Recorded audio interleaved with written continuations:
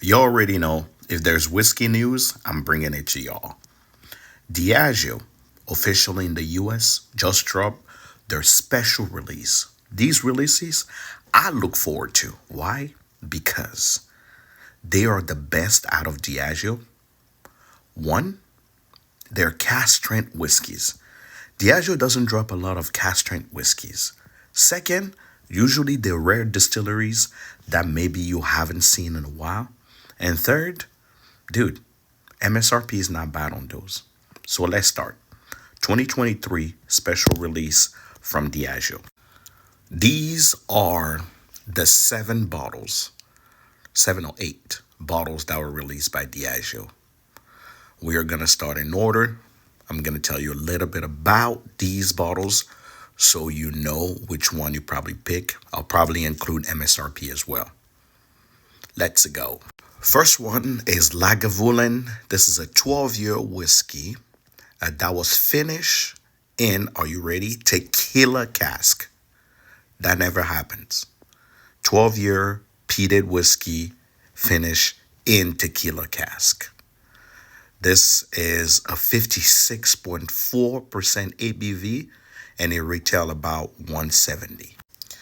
Next is the Mortlach.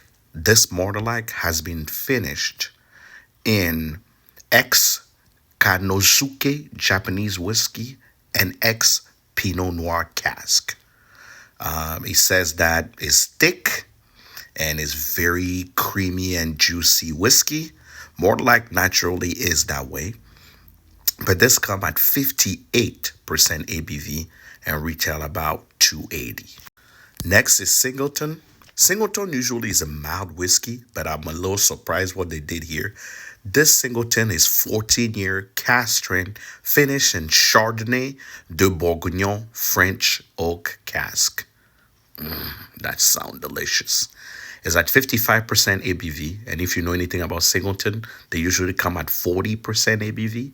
But this is 55% ABV and retail at only 135. Talisker is usually part of the portfolio, but I was a little surprised because this one here is a Talisker that has been finished in a combination of white, tawny, and ruby port cask.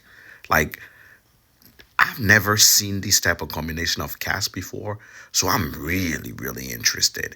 It comes at 59.7% ABV and retails at 135. That for Talisker, that's cheap. Next is Glenkinchie.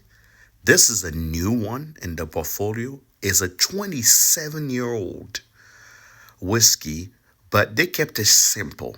So is refill American oak and European barrel. So I don't know.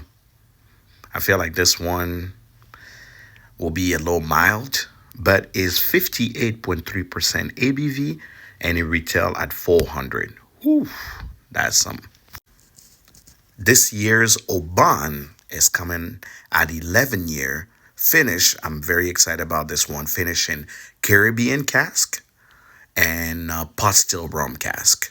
So a little, interesting whiskey put in an interesting barrel. And this come at 58% ABV at 100 and 140 MSRP, 58%. Kleinlich join 10-year Kleinlich, 57.5% ABV. This 10-year whiskey have been matured exclusively in ex-bourbon cask and it's $200.